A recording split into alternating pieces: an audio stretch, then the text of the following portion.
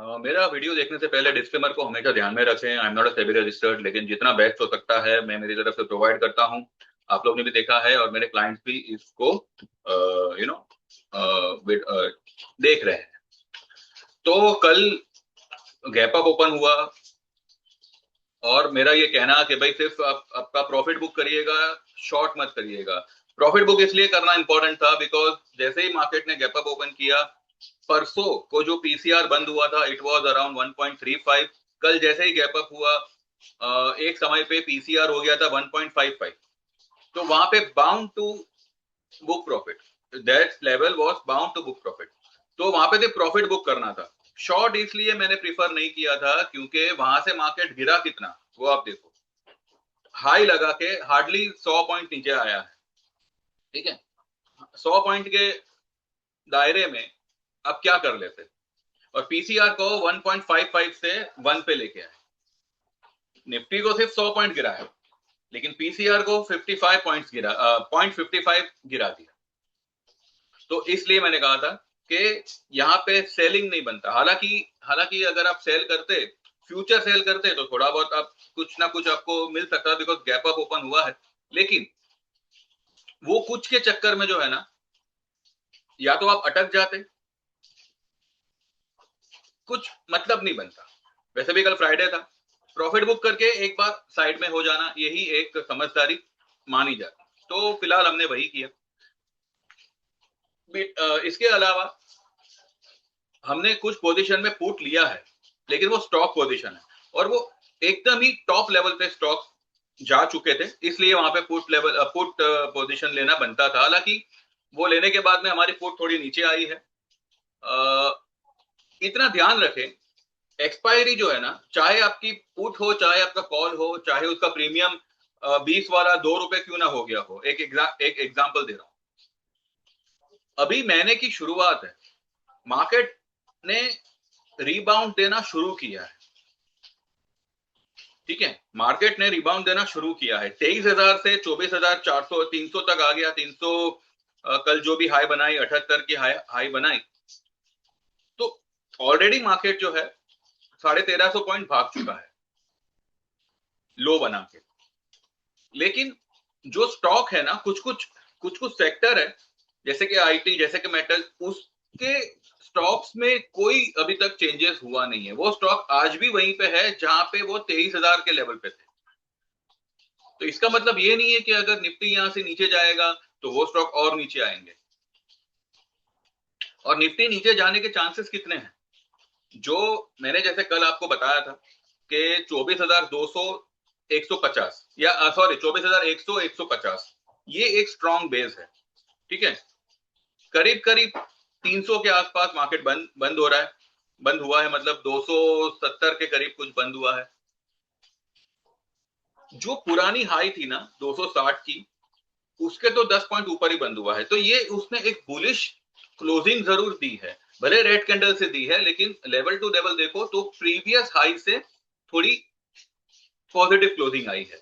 क्योंकि जो पहले ही हाई बनी थी 24,260 की, 61 की, वहां से मार्केट ने गिरना शुरू किया था, उसके ऊपर जाके मार्केट ने क्लोज किया हुआ है।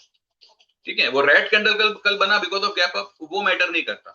तो अब मार्केट क्या करेगा, अब मार्केट जो है इमीडिएट बेस ढूंढने का ट्राई करेगा। इमीडिएट बेस उसको कहां पे मिलेगा, 24,100 से लेके 150 पे, ये उसका इमीडिएट बेस होगा। ठीक है, जो मैंने कल आपको लेवल बताए थे 23,780 829 23,829 की लो बनी थी फिलहाल अभी 2-3 दिन पहले, 3-4 दिन पहले, और कल की हाई, उसके बीच का सेंटर पॉइंट निकालो तो 24,100 के करीब कुछ आता है। तो वहां पे सबसे पहले मार्केट बेस ढूंढेगा। अगर ग्लोबली कुछ गड़बड़ हुआ, ठीक है, फिर से मानो ईरान इराक का ईरान यूएस का कुछ लफड़ा हो गया, या कुछ ऐसी नेगेटिव न्यूज आई, कुछ भी मतलब इस तरह की, तो मार्केट 24,000 और 23,750 730 ये लेवल पे बेस बनाएगा। एट एनी कॉस्ट मुझे फिलहाल अभी की तारीख में 23,700 650 के नीचे जाता हुआ मार्केट नहीं दिख रहा है। ठीक है, अगर वो भी वर्स्ट कंडीशन में, वर्स्ट टू वर्स्ट कंडीशन में फिलहाल तो 24,100 पे ही सपोर्ट लेके मार्केट रिबाउंड हो जाएगा और वो 24,700 एंड 25,000 के लिए तैयार है। इतना आप लेवल ध्यान में रखें। अब कौन सा लेवल पहले आएगा हमको तो नहीं पता, हो सकता है 24,000 का लेवल पहले आवे, हो सकता है 24,700 800 का लेवल पहले आवे। तो स्ट्रेटेजी वाइज बेस्ट स्ट्रेटेजी यही रहेगी कि आप कॉल और पुट दोनों लेके चलें। तो कल हमने अगस्त का लिया हुआ है ताकि हमको प्रीमियम मेल्टिंग का टेंशन ना रहे। ये एक पहली बात हमने कल की। जो जुलाई का हमारा ट्रेड था, जोड़ी ट्रेड था निफ्टी का, वो कॉल कल हमने 300 के आसपास बुक किया जहां पे हमको 100 पॉइंट का मुनाफा हुआ। जो पुट था उसमें हमारे 100 पॉइंट कम हो गए। आज भी अगर हम वो पुट को निकाल दें, मतलब अभी के भाव में भी अगर वो पुट निकले मानो मंडे को, तो हमारा नो लॉस नो प्रॉफिट में है। अभी थोड़ा बहुत मार्केट नीचे आ गया, मानिए थोड़ा बहुत आया नीचे, और पुट में हमको मानिए ज्यादा नहीं पर एटलीस्ट हमको 100 रुपए भी मिले, जो कि अभी वो कुछ 45 46 के आसपास है। अगर हमको 80-90 रुपए भी हमारे बिकते हैं, मतलब 80-90 रुपए पर भी हमारा मानो वो पुट बिका, then also we are in a net overall profit. अब प्रॉफिट का जो दायरा है वो कम है। वाई? बिकॉज इंडिया विक्स को आप देखिए 11 पे लाके खड़ा कर दिया है इंडिया विक्स को। तो जब इंडिया विक्स इतना डाउन है तो प्रीमियम कहां से आपके बढ़ेंगे? लेकिन इसके बावजूद कम प्रीमियम ही सही, ओवरऑल आपका पोजीशन इज इन प्रॉफिट। आपका पैसा मतलब गया ऐसा नहीं है। और रही बात मेटल स्टॉक के प्रीमियम की, we have got a full month और मेटल स्टॉक बॉटम आउट हो चुके हैं। Any dip will be buying opportunity. अगर मानिए किसी कारण से निफ्टी मंडे को 100-125 पॉइंट गैप डाउन ओपन हुआ फॉर एग्जांपल, तो वहां से वो तुरंत एक पिकअप ले लेगा और उस वक्त जो पिकअप आएगा ना, वो आएगा मेटल स्टॉक की वजह से। तो मुझे कोई ये नहीं है, अभी भी मेरा टारगेट इंटैक्ट है 1050-1100 तक मुझे लगता है हमारा स्टॉक आ जाएगा, जो अभी 950 पे चल रहा है। तो मुझे उसका कोई मतलब ऐसी कोई मतलब चिंता नहीं। हाँ, पर अगर इतना है कि अगर आप कुछ नया बाय करें तो नजदीक के ऑप्शन बाय करिएगा, जो पहले के लिए हुए हैं उसको एज इट इज रहने दो, ठीक है? उसमें से आपको निकलने का भी मौका मिलेगा, पॉसिबली आपको प्रॉफिट भी हो जाएगा। तो उसका आप मतलब जो भी मेरे क्लाइंट है वो लोग, आप उसकी फिक्र मत करें। दूसरा, अब मार्केट पे चलते हैं और जाने से पहले, चार्ट पे जाने से पहले ये बता दूं कि 15,000 की लाइफ टाइम मेंबरशिप और 25,000 की लाइफ टाइम मेंबरशिप आप ज्वाइन कर सकते हैं। 15,000 will be for equity life time, 25,000 will be for equity plus commodity life time. Commodity में देखिए सिल्वर क्या क्या लेवल निकल के आ रहे थे, और मैं आपको लगातार यही बताया जा रहा था कि सिल्वर गोल्ड में लॉन्ग रहिएगा, सिल्वर गोल्ड आपको भागते हुए दिखेंगे, ठीक है? तो आपके सामने है, मैंने तो कुछ ये मतलब कुछ ये नहीं। हाँ, पिछले महीने हमारा सिल्वर में थोड़ा नुकसान हुआ था, लेकिन वो सारा ही नुकसान डबल इस बार हम कवर करेंगे, क्योंकि जो लोग ने भी फ्यूचर बाय किया हुआ है उनको मैंने एक लेवल दिया हुआ है कि वहां तक एट एनी कॉस्ट आपको होल्ड करना है। इन बिटवीन जो भी अप एंड डाउन होगा उसकी चिंता नहीं करनी, वहां तक वो जाएगा। वहां पे हम देखेंगे, अगर बुक करने जैसा लगा तो करेंगे, अदरवाइज पार्ट बुक करेंगे और बाकी का होल्ड करेंगे, क्योंकि 2-3 लॉट से कम तो किसी के पास नहीं है, इतना तो श्योर है। तो 1 लॉट या 2 लॉट उस लेवल पे बुक करेंगे, बाकी का और थोड़े ऊपर के लिए हम रखेंगे। तो सिल्वर गोल्ड में I am completely bullish for July August September, पूरी पूरी पूरी तरह से। और जैसे जैसे दिन जाएंगे वैसे वैसे आपको इसकी गति और दिखेगी, ठीक है? तो 15,000 will be for equity life time, 25,000 will be for equity plus commodity life time. 25,000 में आप दो पार्ट में पे कर सकते हैं, 13,000 और 12,000। 13,000 पहले पे करना है और उसके 30 दिन के अंदर आपको पेंडिंग का 12,000 पे करना है। किसी कारण से आप वो पेंडिंग अमाउंट पे नहीं करते हो, ठीक है, एक आध हफ्ता आगे पीछे होगा तो कोई बात नहीं, वो हम मैनेज करेंगे। लेकिन अगर आप पे ही नहीं करते हो तो आपकी सर्विस नेक्स्ट डे से जो है, उस समय के नेक्स्ट डे से आपकी सर्विस बंद हो जाएगी।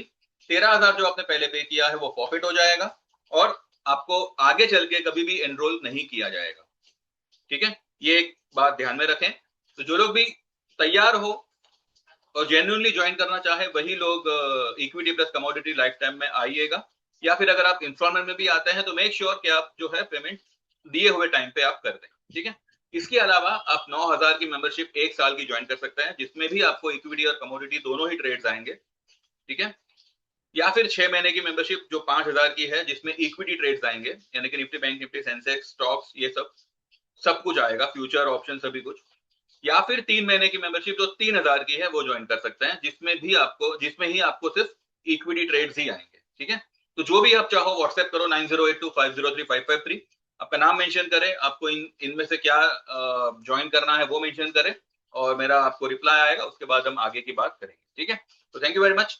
और लाइफ टाइम मेंबरशिप जो है वो वन टाइम पेमेंट है, और इसके आगे इन केस फ्यूचर में कोई रेट बढ़ोतरी हुई भी, आपसे 1 रुपया एडिशनल नहीं मांगा जाएगा, ठीक है। चाहे आप मेरे 15,000 के क्लाइंट हो, चाहे मेरे 12,000 या 13,000 वाले क्लाइंट हो जिन्होंने पहले एनरोल किया होगा, तो आप टेंशन मत लो, इट्स वन टाइम पेमेंट, ठीक है। अब चलते हैं चार्ट पे, और चार्ट पे जाते जाते आप वीडियो को लाइक कर दीजिए, सब्सक्राइब करिए चैनल को प्लीज, और मोबाइल से देख रहे हो तो हाइप कर दीजिए। तो ये मैंने कैलकुलेशन कल आप लोगों को बताया था, ठीक है। ये वाला हाई और ये वाला लो, इसके बीच का सेंटर पॉइंट इज 24,100। यहां से अगर मार्केट ने सपोर्ट लिया तो 25,600-700 will be the target, immediate target होगा वो, पॉसिबली 1-2 हफ्ते में पॉसिबल बन जाएगा। और अगर मार्केट मानिए यहां तक आया 23,724, then it could take may be 2-3 weeks to reach the target. लेकिन ये लेवल आना मुझे थोड़ा सा डाउटफुल है, क्योंकि इतना मार्केट नीचे आएगा उसके फिलहाल मुझे ऐसे कुछ लग नहीं रहा है, ठीक है। डॉलर इंडेक्स वैसे तो कल थोड़ा सा हल्का सा रिकवरी बता रहा है, पर ये वापस नीचे ही निकलेगा, ये नीचे ही निकलेगा कल, क्योंकि यूएस मार्केट बंद था तो डॉलर इंडेक्स को थोड़ा सा यहाँ पे रिकवर करवा दिया गया। उसके सामने अगर आप सिल्वर को देखो, ये अपने रेजिस्टेंस पर ही आके रुका है। अगर इसने गैप अप ओपन करके ऊपर निकल गया तो आने वाले हफ्ते के लिए 2,56,000 से लेके 70,000 ये लेवल बन सकता है, ठीक है। और क्रूड इज कंप्लीटली ओवरसोल्ड, और ये यहां से साइडवेज हुआ है, लेकिन कल जो इसने कैंडल बनाया ना, this is something which could be assume as a turn around, ठीक है। अब यहां से अगर इसने टर्न अराउंड किया तो पता नहीं, ये अभी भी ये लेवल तक तो निकल सकता है, 8,000 का लेवल, प्रोवाइडेड वो ये महीने निकलता है या उसकी एक्सपायरी के बाद निकलता है, क्योंकि इसकी एक्सपायरी कुछ 15-16 तारीख तक होती है। तो देखते हैं 10 तारीख तक अगर ये निकला तो ठीक है, अदरवाइज हम जुलाई में शिफ्ट कर सकते हैं और ये लेवल का वेट कर सकते हैं, ठीक है। अच्छा, इसमें एक और बात मुझे लग रही है कि because of this war and all, her country जो है क्रूड के भाव को लेकर थोड़ा इन्फ्लेशन उनका बढ़ा हुआ है। पॉसिबली ये लोग या तो क्रूड को एक टेक्निकल बाउंस देंगे या फिर इसको साइडवेज रखेंगे, सो दैट आने वाले एक रिजल्ट जो उनका इन्फ्लेशन डेटा आता है वो थोड़ा सा वो लोग नॉर्मलाइज कर सकें, जहां पे रेट कट की जो है गुंजाइश बढ़ जाए, तो उनकी इकोनॉमी कहीं ना कहीं थोड़ी बहुत स्टेबिलिटी में आ जावे, इस तरह से। तो क्रूड में फिलहाल बड़ी पोजीशन मत बनाइए, या तो ये साइडवेज रहेगा, और अगर कोई बाउंस आया भी तो टेक्निकल बाउंस आएगा, मे बी 7,000 7,500 तक आ सकता है। तो लेट्स सी, देखते हैं फिलहाल तो, या फिर वो ऐसे ही धीरे धीरे 20-30 पॉइंट प्लस करते करते करते करते इसको यहाँ तक लेके आएंगे। अब इसमें कितना समय लगेगा, वी डोंट नो, ऐसा है, ठीक है। तो चलिए अब एक सेक्टर को यहाँ पे एनालाइज करते हैं कि अगले हफ्ते के लिए मुझे कौन सा सेक्टर नेगेटिव लग रहा है, और वो लग रहा है रियल एस्टेट। नेगेटिव इसलिए लग रहा है बिकॉज ये ओवरबॉट है, काफी बड़ा ओवरबॉट है। अब देखिए, इसने 3 व्हाइट सोल्जर्स का पैटर्न बनाया है, पॉसिबली ये 3 ब्लैक क्रोस यहाँ पे बना सकता है, पॉसिबल, क्योंकि ये इतना बड़ा गैप है यहाँ पे। चलो ये तो ठीक है, ये फिल हो ना हो पता नहीं, लेकिन ये जो है ना यहाँ पे, इसको जो ये ब्रेकआउट आया है, अब ये इस ब्रेकआउट को टेस्ट करने जरूर आना चाहिए, और उसके अलावा अगर आप इसका स्टोकेस्टिक आरएसआई देखो तो 99 का आरएसआई है, सॉरी 99 का स्टोकेस्टिक है और आरएसआई इज अराउंड 75। ये सेक्टर काफी ओवरबॉट है, तो मुझे लग रहा है कि कोई भी rise will be sold off, और एटलीस्ट ये अपने 10 और 20 ईए में जो भी स्टॉक होंगे ना, रियल एस्टेट के जो भी स्टॉक होंगे, वो मेरे हिसाब से 10 और 20 ईएमए को डेली चार्ट के 10-20 ईएमए को टेस्ट करने जा सकते हैं in the month of July. तो रियल एस्टेट में it's a sell on rise, लेकिन आईटी हुआ, मेटल हुआ, इसमें आप बाय ऑन डिप कर सकते हैं। बैंकिंग में भी मुझे लग रहा है कि अगर अगर किसी कारण से ये ब्लू लाइन पे आके इसने सपोर्ट लिया तो बैंकिंग में भी आपको एक अच्छी खासी तेजी दिख सकती है।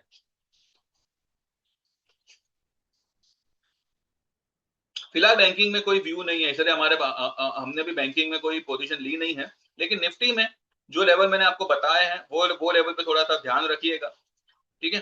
24,100 150 ये एक अच्छा खासा सपोर्ट है, और यहाँ पे ये लेवल का सपोर्ट लेके मार्केट को रिबाउंड, और अगर ये रिबाउंड करता है तो 24,500 600 700 these are the levels which market can show, Nifty can show, ठीक है। रियल एस्टेट थोड़ा सा मुझे डामाडोल लग रहा है, तो वो आएगा नीचे, उसका देखते हैं कैसे होता है, क्या होता है, ठीक है। तो ये एक सेक्टर था जिसके बारे में मैंने कहा था कि वी विल एनालाइज। मैंने एक्चुअली एक स्टॉक कहा था, पर ठीक है, स्टॉक ना करके हमने पूरा एक सेक्टर ही देख लिया। तो अकॉर्डिंगली आप जो है उस हिसाब से आप देखिएगा, जैसे आपको जमे वैसे, या फिर हमें ज्वाइन करिएगा 9082503553 पे व्हाट्सएप करिएगा, और जो भी मैंने बताए चार्जेस, उनमें से जो भी आपको अनुकूल लगे वो आप एनरोल करिएगा। I am not a SEBI registered, लेकिन जितना मेरे से बेस्ट होगा मैं प्रोवाइड करूंगा, और इसका रिजल्ट मेरे कुछ क्लाइंटों ने महसूस किया हुआ है। मैं ये नहीं कहता कि हर कोई प्रॉफिट करता है, ठीक है, 5 उंगली बरोबर नहीं होती, लेकिन यहाँ पे देखिए ये मार्केट पैसे की मार्केट है, ये चलती भी पैसे से है और नहीं चलती क्योंकि पैसे नहीं होते। तो ये कहावत जो है पैसा पैसे को खींचता है, ये गलत नहीं है। अगर आपका कैपिटल छोटा है, कम है, तो मैं यही प्रीफर करूंगा कि आप डिलीवरी में ज्यादा फोकस रखें, एमटीएफ में काम करें, और अगर आप कॉल पुट कर रहे हैं तो मेक श्योर कि आपके पास में एटलीस्ट एवरेज करके एक ऐसा फंड हो कि आप ये महीना और अगला महीना उसको मैनेज कर सकें। बाकी जो भी आपका नफा नुकसान होगा वो देख लिया जाएगा, उसमें आप चिंता फिक्र मत करें, और बस बाकी तो आपको फिर काम ही करना है, और जैसे जैसे आपका प्रॉफिट आएगा, बिकॉज इंडिया विक्स क्योंकि फिलहाल सपोर्ट में नहीं है, काफी टूटा हुआ है, तो प्रीमियम थोड़ा सफर करेंगे। तो जैसे जिसको जहां प्रॉफिट मिले उसको पहले बुक करने के पीछे लगे, प्रॉफिट को मार्केट के भरोसे, मार्केट के हवाले छोड़ के ओवरनाइट ना जावे तो ज्यादा सही रहेगा, ठीक है।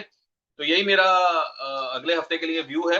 मंडे को देखते हैं मार्केट, मुझे लग रहा है कि शायद गैप डाउन से ओपन होना चाहिए, अगर नहीं होता है, पहले ऊपर निकलता है तो देखा जाएगा, उस वक्त फिर हम दिन दरमियान फिर उस वक्त बात करेंगे, ठीक है। फिलहाल मेरा ये व्यू है। तो thank you very much for watching, like करिएगा, सब्सक्राइब करिएगा, और हाइप करिएगा, और व्हाट्सएप करके एनरोल करिएगा। Thank you very much, bye bye, take care and see you all on Monday.